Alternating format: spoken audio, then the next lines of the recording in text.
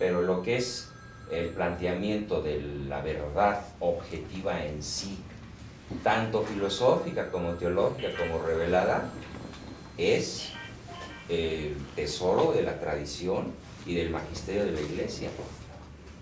Ya está. Nomás hay que estudiarla. A ver, perdón por la pregunta que puede sonar medio ofensiva, pero no lo es de ninguna manera. ¿Tú podrías decir que has estudiado todas las encíclicas papales? No. Cuando te eches un clavado a ellas, te vas a quedar con el cuadrado.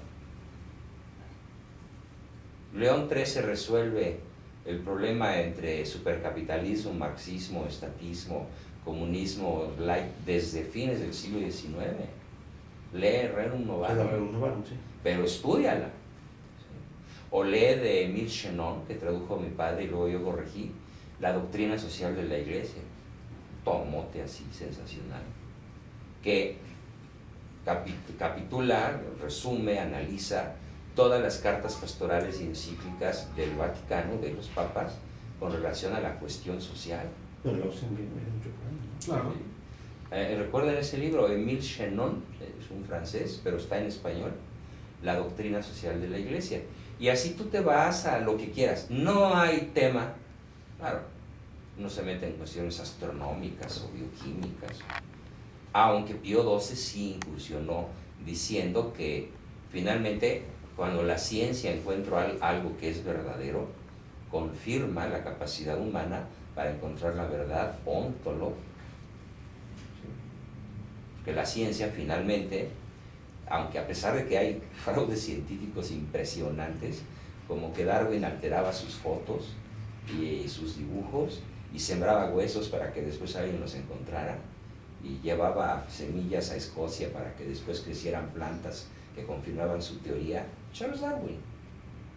Hay detalles increíblemente bien documentados sobre todas las trampas. El hombre de Pilkman, supuestamente un eslabón perdido en Inglaterra, otro macrofraude de los darwinistas.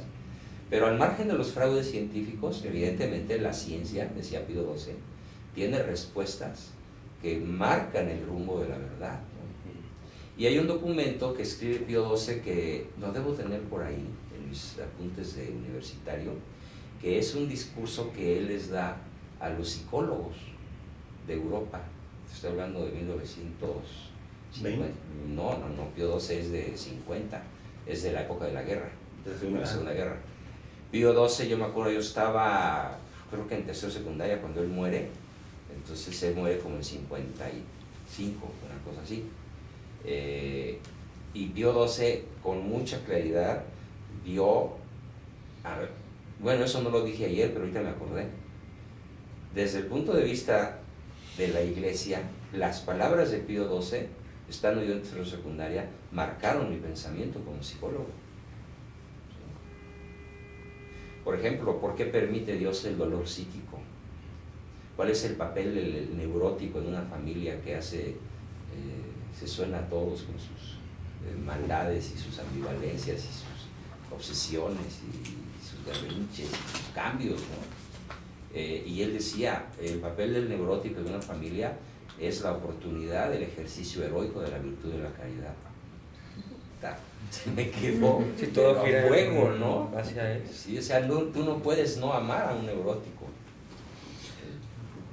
Y son palabras de Pío XII a los psicólogos de su época y psiquiatras. Ya se reunió la élite. O incluso un niño con síndrome de Down. O un niño con síndrome de Down, sí. O un alcohólico, sí. O un drogadicto. Y dice él, es otro Cristo que toca a tu puerta, ¿no?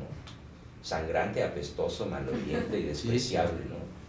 Entonces, es bellísimo el discurso de Pío XII, se los voy a conseguir. No sé si está en la red, pero si está, pues se los mando. Y si no, lo busco en mis papeles de viejo. Hay una página del Vaticano donde están todos los escritos y todas las encíclicas de los papas. Puede ser que en esa página esté, vean todo, está en discursos. No es una carta pastoral, no es una encíclica, es un discurso de Pío XII en un congreso de psicólogos y psiquiatras por ahí de los inicios de la década de los 50. Y así dice, se refiere a psicólogos o a especialistas en ciencias de la salud mental, algo así, ¿no? Y yo quisiera que ese documento fuera un documento nuestro, porque pues es palabra de Cristo, ¿no? Y es sapientísimo, sapientísimo, ¿no? Y también dice, en cada corriente aquí representada ilustremente por todos ustedes, aquí hay freudianos, adlerianos, jungianos, conductistas, los llama por su nombre, ¿no? Demostrando un dominio de la materia, ¿no? Dice, todos tienen algo que aportar a la verdad que es única, anterior, superior e independiente de lo que cada uno de ustedes piense o crea, por sincero que sea, ¿no? Y entonces imagínense esas palabras en un chamaco de 15 años cómo pueden impactar, ¿no?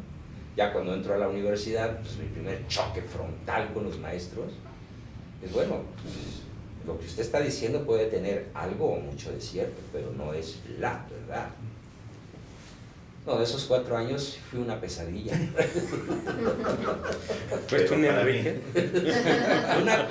Sí, así como decía Enrique. ¿Ya le diste clases a Enrique? Decían, ¿ya te tocó el pinche de Juan Bosco? Qué bueno que no fue contemporáneo, ¿sí? No, no aguantaba. Oye, ahí vieron de aquí, era muy pequeña, no aguantaba 2. Exacto. Y la misma uni. Pero basándome justamente, y qué lástima que ayer no lo referí, yo creo que él, en cuanto vicario de Cristo en la tierra, se puede decir que a la par con mi padre influyó en la psicología realista, ¿no? Como que él me dio el estás bien. Porque yo cuestionaba mucho a mi papá, obviamente, ¿no? Por la carga afectiva que había. Pero ¿cómo cuestiono al papá? O sea, ni modo que me auto dijera, no, es que yo voy a hacer mi iglesia. Sí, ¿no? no. Sí, no estaba tan loco como para eso, ¿no? Aunque hay quien sí lo hace, ¿no? A partir de una declaración pontificia, en cualquier época de la historia, alguien dice, pues no, este es un impostor. Por ejemplo, acabo de leer la muerte de Lutero, pues, minuto a minuto cómo murió Lutero, y muere odiando al Papa, el malvado Papa de Roma. Dice, no va a tener perdón de Dios, yo sí, porque yo te he servido, yo he sido portador de tu evangelio, etc. Si se lo creyó tanto que se murió en paz. ¿Cómo así ha sido juzgado? Pues es lo primero que voy a preguntar llegando, ¿no? Lo vas a buscar.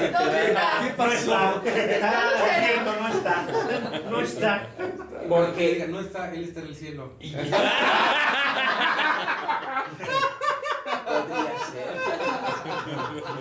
podría ser. Entonces, fíjate, Lutero sí construye, a partir de una experiencia personal, una vehementísima y apasionada corriente humanista, filosófica, herética, religiosa. Construye una iglesia que es el punto de partida para conflictos de orden mundial. Enrique VIII, ¿no? Simplemente todo el cisma de Occidente, ¿no? Encabezado por Enrique VIII. Encabezado, descabezado.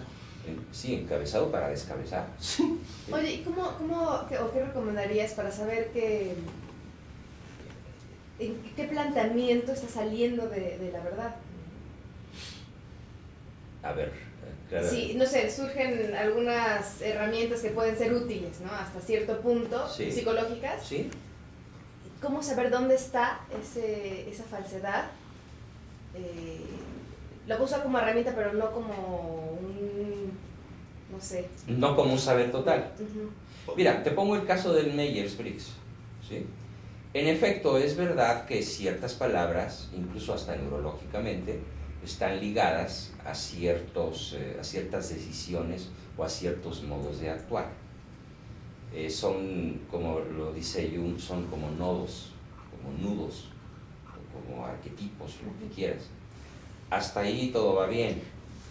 Y entonces si tú al Meyer lo conviertes como todos los días recibo un correo electrónico del Centro Mundial del Tipo, y ya se pasaron. ¿En qué sentido ya se pasaron? Bueno, pues ya pretenden ser los únicos.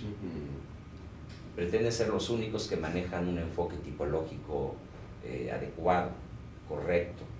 Obviamente pues, se nota la visión mercadológica, la visión de facturación, ¿no? Y de reunir millones y millones y millones de casos.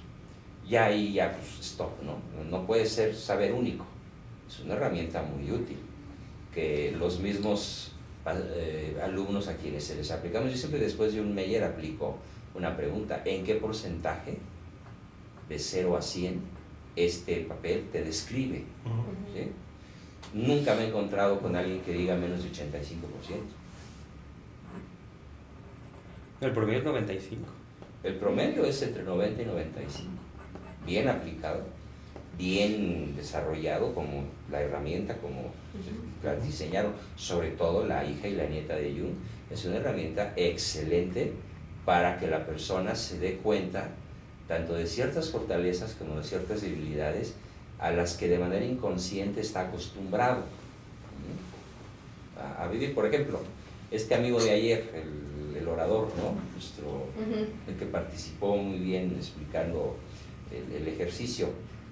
Bueno, pues ese cuate es un introvertido de marca. Él escogería, te aseguro, el perfil introvertido y escogería muchísimo la ley y el orden, ¿no? Todo así como muy ordenadito, muy metódico. Si yo lo hago consciente de eso y le voy a decir una frase que dice: tu cercanía y tu adicción al trabajo te hace alejarte de tu familia. Eres incapaz de expresar el afecto. Y eso está en su biotipo, sí, en su tipo. ¿Sí? Y este cuate, es cámara escondida, aunque él no lo hubiera dicho, el Meyer se lo va a decir. Bueno, entonces es una herramienta. Pero yo creo que hay otras. Claro. Para empezar, las que no conozco, que deben andar por ahí. Y a lo mejor tú sí conoces. Y yo no me cierro a que en un determinado momento se puedan utilizar otras herramientas que sean una grata y muy impactante experiencia para nuestros alumnos, ¿no? Es lo que hacemos. Exactamente. Y contestando a tu pregunta, no sé si estoy de acuerdo. Yo diría que hay dos cosas. La primera es la psicología, la herramienta que sea, el enfoque sea, es bueno en tanto no contradiga o no te aleje de tu fin último, ¿no? Sino te acerque. Regla de San Ignacio, tanto cuanto. Sí, y que Le mucho está en preguntaban a ponerme a Nacho. mí como el centro, ¿no? O sea, yo soy Ese es el Dios. punto. Sí. El punto de la psicología, de cualquier herramienta, incluso de la de Jung, en mayor o menor grado, es considerar a la persona como el fin último de sí misma. Sí, Mi propia felicidad de mí. exactamente. Y la otra, o dicho de otra manera, a lo mejor, me acuerdo de un programa que grabé con Javier sobre manejo de emociones y platicábamos acerca de cómo las emociones primarias están asociadas, como los miedos están asociados a Necesidad, A las necesidades. las Sí, sí, necesidades, sí. de las necesidades. Cada sentimiento habla de una necesidad, ¿no? Exacto. Entonces, cuando una persona es consciente de que su adicción al poder, a lo mejor, Es miedo. es un tema de una necesidad no satisfecha, no consciente, pero eso le hace acercarse a ser una persona pues, más libre de esa Respecto ganancia de la búsqueda de secundaria. poder. Claro. Por lo tanto, la acerca a su fin último. Bueno, puede ser eso. Sí, claro. Eso, y la otra cuestión que dice Lonergan, dice, en nosotros tenemos de manera natural, está sembrado en nosotros la capacidad de conocer a Dios, atender, entender, juzgar y decidir. Pero en ese proceso hay sesgos, ¿no? Les platicaba en la sesión anterior, hay bias. Sí, sí. Y en la medida en la cual la psicología sirva para identificar el bias y quitarlo, pues fantástico, ¿no? Y yo añadiría algo más. En algún proyecto que comentábamos Enrique y yo ayer, tuviéramos que desarrollar de desarrollo interno de instructores, de terapeutas a mediano y largo plazo, o eterno, y yo quisiera poder tener un día la posibilidad de dar una conferencia o varias, o una especie de taller o lo que fuera un resumen de los principales errores filosóficos. Eso sería apasionante. Eso podría ser una buena idea. Yo tengo ya el material. Hoy podría ser una buena idea. Ya tengo el material, tengo una lista de más como de unos, si quieren ahorita lo proyectamos, lo tengo en un CD, y la lista es como de unos 40 errores filosóficos, Hoy me parecería una muy buena idea.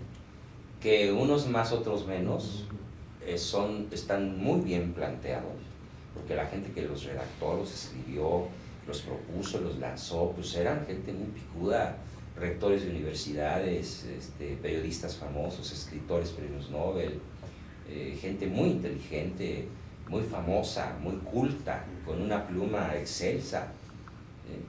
Si tú lees una novela de Albert Camus, híjole, es una experiencia brutal, ¿no? Que tiene una prosa exquisita. Pero despistados. Pues no tanto despistado, Camus es malévolo, tan malévolo que termina suicidándose, ¿no? En un supuesto accidente, pero él iba con toda la intención de matarse por desesperación. Él escribe La peste y El extranjero, que son dos novelas geniales, Sí. y mucha gente cambia su visión cosmológica después de leer esas novelas. Mi papá me decía, no las leas, Juan, no las leas. Me escondía yo. Sí, y después le dije, ya las leí, papá, y créeme que me reafirmo como católico, ¿sí? Aun con todas nuestras dificultades, pero pobre Albert, ¿no? Pero esa pluma privilegiada, te puedo hablar, decir que hay miles. Günter Grass. El alemán, Sí. sí, otro extraordinario escritor. Es que hay un libro, ahorita no me acuerdo su nombre, pero ahí adentro de ese libro se habla del teatro fantástico. Y ese libro es así como que revolucionario por definición. Ujú.